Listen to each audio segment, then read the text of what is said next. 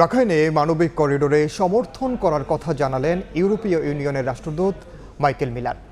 বললেন, এ বিষয়ে সিদ্ধান্ত নিতে হবে বাংলাদেশকেই। বাংলাদেশে আশ্রিত রোহিঙ্গাদের মানবিক ও খাদ্য সহায়তা বাড়ানোর চেষ্টা চলছে বলেও জানান তিনি। সকালে জাতীয় প্রেস ক্লাবে কূটনৈতিক রিপোর্টারদের আয়োজনে ডিক্যাপ টকে এসব কথা বলেন তিনি।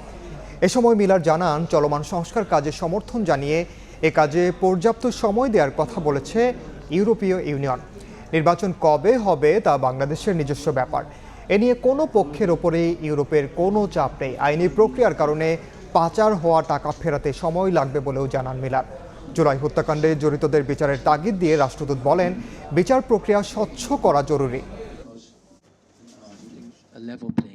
We are quite happy to be pragmatic about how we can meet the needs of the refugees. If the refugees are here, we will meet their needs here. If they are on the other side of the border,